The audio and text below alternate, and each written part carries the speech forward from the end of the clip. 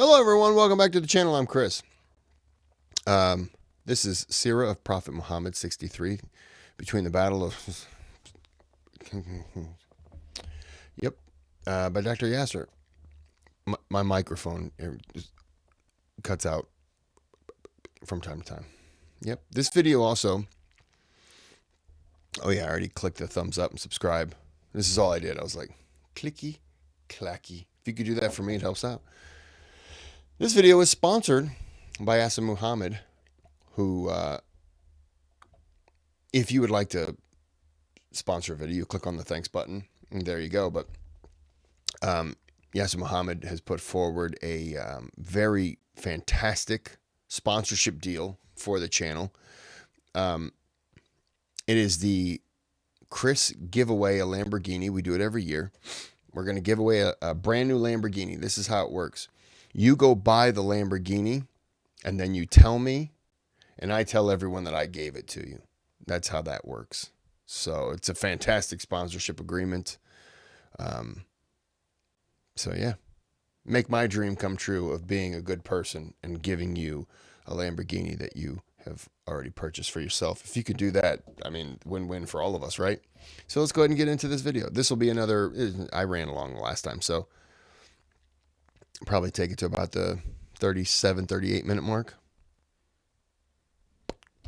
Major sin that Allah subhanahu wa ta'ala, for wisdoms that are, some of which are obvious and some of which Allah knows, for political stability, for the economy of the world, there should be 1/4 of the year everybody should be at peace. And if there needs to be a war that is offensive, delay it to a time that everybody should be on guard, everybody should know. So 4 months of the year there should be complete peace, and therefore the Prophet leaves on the 1st of Dhul Qa'dah, so that everybody can be sure that I am leaving in the state of Ihram, in the month of Haram, to visit the land of the Haram. And technically, the Quraysh are not allowed to prevent anybody from entering Mecca during Ashhur al-Hurum. And in their history, they have never done so. There's always a first, there's going to be a first now, right? In their history, they have never done so. And this would be the very first time in the history of the Quraysh that they would disobey the law of Ibrahim. And knowing it is the Ashhur al-Hurum, announcing it is the Ashhur al-Hurum, still they do not allow the pilgrims access to the Kaaba. And this is going to happen in a few days. So the Prophet leaves on the 1st of Dhul Qa'dah, and he reaches the miqat. And the miqat, of course, of Medina is, Dhul Hulayfa. Dhul Hulayfa. And it is the sunnah to pray 2 rak'ahs in Dhul Hulayfa. It is well known, it is the sunnah. And to this day, pilgrims who leave Medina, they will stop in Dhul Hulayfa and they will pray 2 rak'ahs. And we talked about this in the fiqh of Hajj. And to reiterate, the 2 rak'ahs are prayed because of the valley of Dhul Hulayfa and not because of the ihram. Many people have the position, and this is a position that the fuqaha have held, but there's no basis for it, that you pray 2 rak'ahs every time you enter the ihram. And this doesn't seem to be the case. Rather, the case is the Prophet prayed in Dhul Hulayfa because he said this is a sacred valley. And so he prayed 2 rak'ahs because of the valley of Dhul Hulayfa. And so he prayed 2 rak'ahs, and then he put on the ihram, and he also consecrated the animals. The consecration of animals is something that, unfortunately, the Muslim Ummah has almost lost in its entirety. And this is a practice that was instituted by Ibrahim alayhi salam, and it was very common up until recently in history, when people stopped bringing camels and animals for Hajj and for Umrah. And by the way, you can take Udhiyah in Hajj and in Umrah, because the Prophet ﷺ is going for Umrah, and yet he has with him animals. In fact, in one report, he took 70 camels. 70 camels is a fortune. And subhanAllah, this year he took 70, Hajjatul Wada' he took 100. And this shows us that, another point we benefit, the Prophet ﷺ always wanted to increase when he did something, right? That he was going for Umrah, he takes 70. He goes for Hajj, he takes 100. That whenever he wanted to do something again, he didn't want to do it the same way, he wanted to do it even better. That every year, every instance is moving up. So this year he takes 70 camels, and when you enter Ihram, you consecrate the camels. What does it mean, consecrate the camels? You feed them all waffles. I think I got that one. I think I nailed it. And this is ihlal. In Arabic it's called ihlal. And ihlal means to basically put special decorations, garlands, different types of signs that these days is very rare to see. You put it on the animal.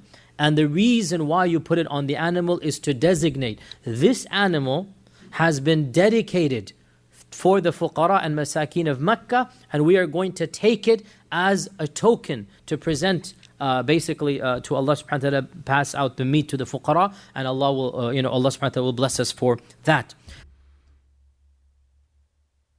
So I was wrong. We move on.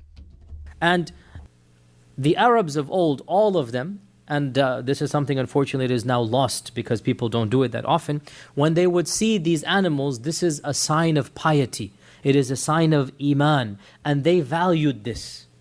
Why? Because you have all of these camels. Now technically, once you have consecrated an animal, you're not supposed to use it. Unless you have to. So if you only have one camel, and you have consecrated it, then you're allowed to ride the camel to Mecca. But if you have two camels and you've consecrated one, you are not allowed to ride that camel.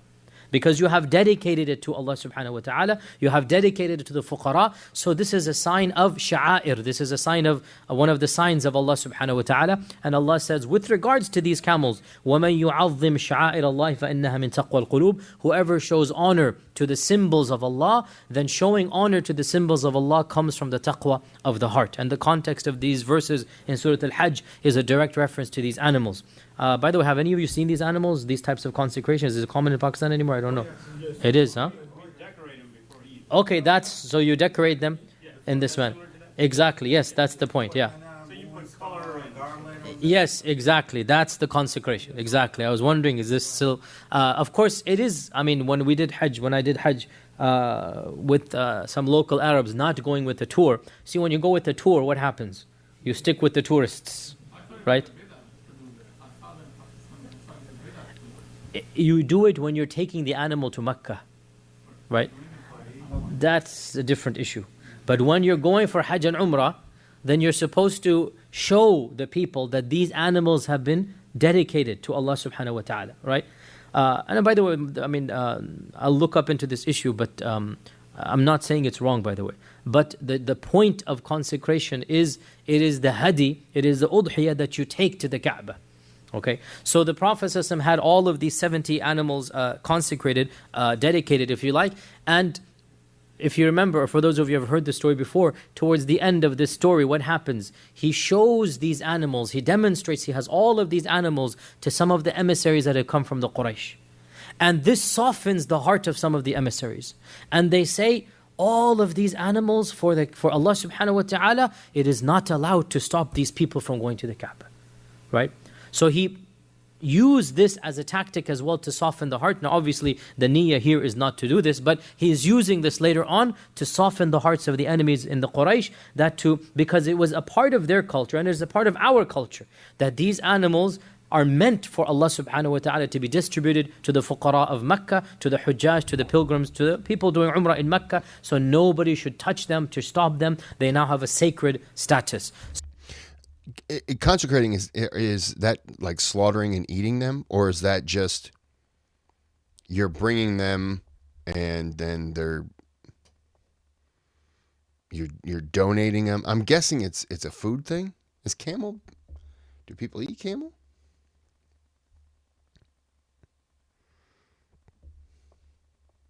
I mean, I obviously know the answer, but I'm asking for my dogs, because they were curious. So, the Prophet consecrated his animals at Dhul Hulayfa. And it was at Dhul Hulayfa that he chose a Sahabi by the name of Busr ibn Safwan al-Khuza'i to go to Mecca and find out what the Quraysh were doing and come back and report to him. Now, again and again we find the caution of the Prophet ﷺ, again and again, that his tawakkul is so perfect. He knows Allah Azza wa Jal will take care, but he does everything in his power to make sure that the plan is perfect. And we see this throughout the whole seerah. Tawakkul means you do everything you can and then you leave the rest to Allah. He's sending a spy. Which spy did he choose? Nobody famous. We probably don't know the name because it's nobody famous. He probably just called them like a number. Let's say 007. Yeah, I think that's good. I think 007. If we could shorten that up to make it sound cooler. 007. How do you make that sound cooler? I don't know. You guys will let me know. Nobody knows him from the Quraysh. He's not even from the Ansar or the Muhajirun. He's from the Khuza'a. And the Khuza'a is a neutral tribe. He's a Muslim. The tribe is neutral. The tribe of Khuza'a is neutral. Why is this beneficial? Because if he sent an Aus or a Khazrajite, big trouble. If he sent a Muhajir, everybody knows all of the Muhajirun. So he sends somebody that nobody knows has converted yet. And his tribe is a neutral tribe. You go to Mecca, you find out what's going on.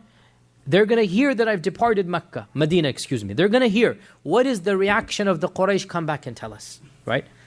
And this also shows us that the Prophet ﷺ was expecting opposition.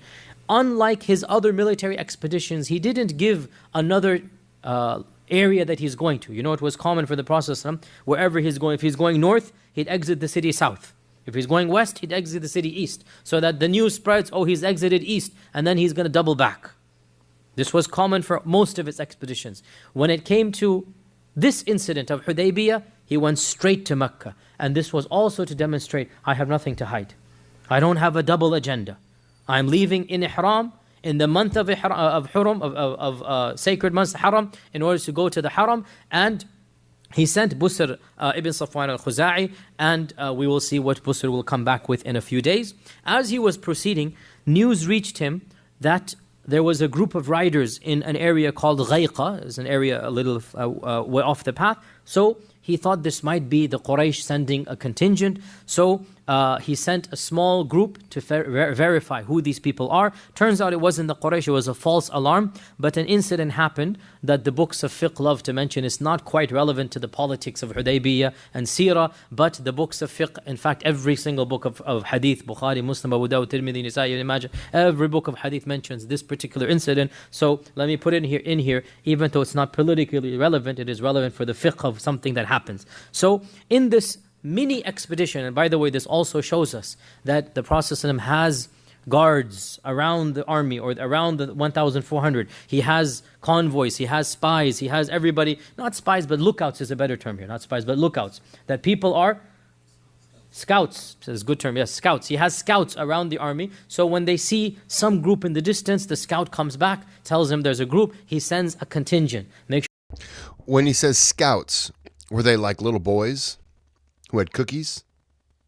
So they blended in. And like when the people came by, they were like, hey, how you doing? We're selling cookies. And the guy was just like, I don't want any. And they were like, okay. And then they took off and ran. Like, there's a cool name you could call, like they're child scouts. And they sell cookies. Only there was a better name. It's like Boy Scouts. It's a great name. I wonder if they worked with that 007 guy. Gave him like a really cool name. It's not coming to me yet. Sure, it's not the Quraysh, find out what's going on. And it turns out it's another group, not anything to worry about. And on the way back, as we said, an incident takes place, which is interesting for fiqh. What happens was on the way back, there were a group of Sahaba, probably 10, 15 in number, and amongst them was Abu Qatada al-Ansari. And Abu Qatada al-Ansari, for some reason that the books do not mention, I looked this up as much as I could not find anything, he was not in Ihram. Why? I don't know. But for some reason, he was not in Ihram. And everybody else was in Ihram. Now it is also mentioned that Abu Qatada was put in charge of the sacrificial animals. I don't know if did this have anything to do with it or not, but for some reason he was not in Ihram, he was just accompanying the army. So, what happens? That's related to fiqh. On the way back, the Sahaba see a herd of zebras, or in one report, a herd of gazelles. Now we know that in Ihram you're not supposed to hunt. We covered this many times. You're not supposed to hunt. So when the Sahaba saw zebras or gazelles, by the way, there were zebras in Arabia at the time of the Prophet ﷺ. There are no more any wild zebras. In the time of the Prophet ﷺ, there were wild zebras. And the term for zebra is himar al-wahshi. And many English translators, they come. They translate that to the striped horses, I think, is what he's about to say. Completely mistranslate Himar al-Wahshi to mean a wild donkey. And they say Himar al-Ahli, a domesticated donkey, is a big mistake. Himar al-Wahshi is a zebra. And the Sharia has allowed zebra to be hunted, and it has forbidden donkey. And the Prophet ﷺ explicitly said in the battle of conquest of Mecca, he explicitly said, Allah and His Messenger have allowed al-humur al-wahshi, and they have made haram al-humur al-ahli. So donkeys are haram to eat, and zebras, if you hunt them properly, are halal to eat. And they are apparently a delicacy for the Arabs at the time. So the Sahaba saw a flock of zebras. None of them moved. None of them gave any motion to the zebras. And they didn't even tell Abu Qatada that there's zebras over there, because they didn't want him to see, because it's haram for them to hunt zebras. Abu Qatada is not in ihram. And this is why this is interesting in fiqh. Now, what do you do if you're a group that's half in ihram, half not in ihram? Can those not in ihram hunt for those in ihram? Now, this is quite irrelevant for us who are going on 5-star packages from Mecca and our meals are provided. We don't go bow and arrow into the desert hunting. Once upon a time, this was a very crucial fiqh issue for all Hujjaj from around the world. Right? We thank Allah that technology has changed and whatnot, that we don't have to worry about this anymore. But you can see why this was very important for all Hujjaj around the world. So, Abu Qatada, he eventually saw the zebras. The Sahaba did not motion to him, there are zebras over there. He saw the zebras. And he didn't have his bow and arrow with him, it was in the bag. And so he told the Sahabi, and he's on his horse, he told the Sahaba that were walking, he said, hand me my bow and arrow. And they refused to do so. They said, we are in the state of ihram, and it's not allowed for us to hunt. So they didn't hand him the bow and arrow. He jumped off the horse, got his own bow and arrow, jumped back on, and then started galloping towards the zebras, managed to catch one of them and slaughter it, and comes back with zebra meat. The Sahaba said, we are not allowed to touch this. We cannot eat because we are in the state of ihram. And so they returned back to the camp, and they asked the Prophet ﷺ that, was this meat allowed for us to eat or not? And the Prophet ﷺ asked them, did any of you motion to him where the zebras were? They said no. The Prophet ﷺ asked them, did any of you help him in capturing or hunting the zebras? They said no. So he said, in that case, eat. And if you have any extra meat, bring it to me as well. The Prophet ﷺ loved meat, a sunnah that, alhamdulillah, I definitely follow. So he said, any extra meat, bring it to me as well. And so he ate of that meat. Now, you all understand the... That's interesting. That's interesting. So you can't kind of, hey, there's some zebra over there behind. If you just look at me, look at me, look at me. See over my shoulder? See that big, tasty 4-legged animal? It's delicious over a barbecue. Little barbecue sauce on it. It's delicious. Yeah. I can't tell you that he's behind me. And I also can't tell you that your bow and arrow are behind you. So you do with that information as you'd like. Yeah, you can't do that? What if you're really hungry? I mean, you can't do it. Interesting. Fiqh here that's not relevant to us, and that is, if a non-muhrim amongst people in ihram, in and of himself, without any help, and scholars say, even nudging somebody and winking, there's an animal over there, right? This is helping. Because when you're in the desert, you see an animal in the distance, right? Even just pointing, or handing him a spear, handing him a bow and arrow, in our times handing him a hunting gun or rifle. All of this constitutes for the muhrim helping. But if the one not in ihram goes of his own accord And he hunts without having been told or helped. And he then gifts the hunted animal to those in ihram. Obviously, the animal becomes halal. Okay, so this is a fiqh point which is not quite relevant to us. For those who are going for hajj or whatnot, I don't think you're going to apply it. This It's still interesting. It's very interesting. hajj around, Allah knows best. But what I find very interesting, subhanAllah, and wallahi, it really is, pun intended, food for thought over here. Very profound here. We find the cautiousness of the Sahaba. How careful they were. No doubt the Sahaba wanted that meat. No doubt it is a delicacy. For sure they have not eaten meat for a while. They're on an expedition. They probably have dates and water, right? Yani subhanAllah, I'll speak for myself, and I know many of us in the room are the same. We don't have meat on the dinner table.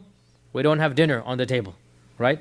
I can't imagine 2 days without meat. 1 day with great difficulty, right? 2 days, it's like, astaghfirullah, nightmare, right? The Sahaba have been on an expedition. They're eating dates and water. There's this delectable, exotic meat. And they do nothing to capture it. When it is presented for them cooked on a table, equivalent, I'm being metaphorical here, still they say what? No. Wallahi, what iman is this? Think, right? And subhanAllah, let me be very frank here. How lax we are, especially about food and drink. How lax we are about our income. Who cares? Inshallah, Allah will forgive. Or you don't even think, is it halal or haram? And the Sahaba, this is really a sign of taqwa and iman. They want to make sure every luqma, every morsel of food is halal. Because they know the big sin of eating haram. Our Prophet ﷺ said that the flesh that is nourished through the haram will not have any chance of entering Jannah. And our Prophet ﷺ basically told us in that famous hadith that the one who eats haram, his dua will not be answered. So there were, and no doubt, one who is cautious in his food and drink, no doubt this is a sign of iman and taqwa. No doubt. And that's why one of the outward signs of Islam, in Sahih Bukhari and Sahih Muslim, Man salla salatana wa istaqbala qiblatana wa akala dhabihatana fadhalikum al-Muslim. The outward sign of Islam, whoever prays our prayer and faces our qibla and eats of our dhabiha, Man salla salatana wa istaqbala qiblatana wa akala dhabihatana fadhalikum al-Muslim. That is the Muslim who has the protection of Allah and His Messenger. So we find over here a remarkable example of the piety. And this is, the laws are ambiguous. They don't know. Maybe it's halal, maybe it's not. Can you imagine if they know for sure it's haram? They're not going to eat until they ask the Prophet sallallahu alaihi wasallam. And this is what happens over here. And then the Prophet sallallahu alaihi wasallam tells them that it is halal. So the Prophet continues to go onwards until finally Busr al-Khuza'i returns back. Busr has gone to Mecca. He has pretended basically he's a regular person, a pilgrim. He's not told them that he's a Muslim. He hears what the Quraysh are planning. He comes back, and at this point the Prophet had reached an area called Asfan. And if you're driving from Medina to Mecca, you will find a big sign that says Asfan on your left-hand side. Here he reached this area, Asfan, around midway between Mecca and Medina, and Busr informs him that the Quraysh have heard of his departure, that they have armed themselves, and they have worn their leopard skins. Now what is this? Leopard skins, they would wear it as a sign of war. They would have leopard skins and they would wear it literally as a sign of, now we're going to go for war. And they had even taken their women and children with them. And this is again a sign of, we've talked about this in Badr when they did this, in Uhud when they did this, that they wanted to show their strength. So they've taken their women and their children, and he said they have sent Khalid ibn al-Walid to camp at Ghumaym. And Ghumaym is on the road right outside of Mecca when you're coming in from Medina. I'm going to go ahead and end it there. So it sounds like a battle's about to happen.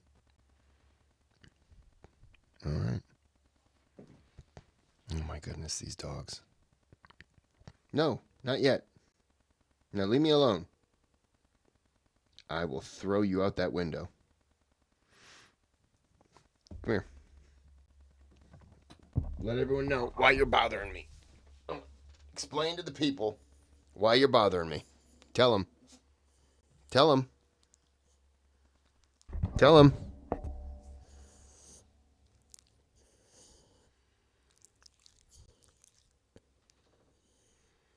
Are you hungry? Is that what it is? Do you want food?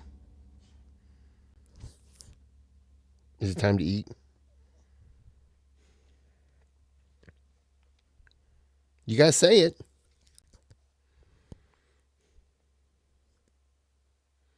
You're lucky you're cute. You're just gonna yawn right in my face, huh?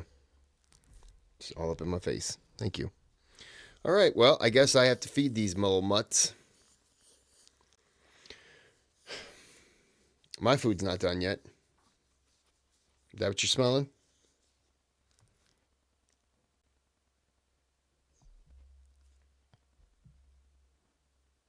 All right, we're gonna end this here. Oh, I'm sorry. I didn't realize that meant I had to put you down. Now you want to get. So you also want to explain to the people why you're bothering me? Tell them.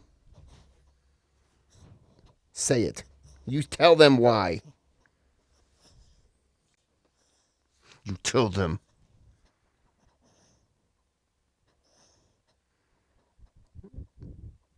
Time to eat? Do you want food? Do you want to eat? Do you want to eat?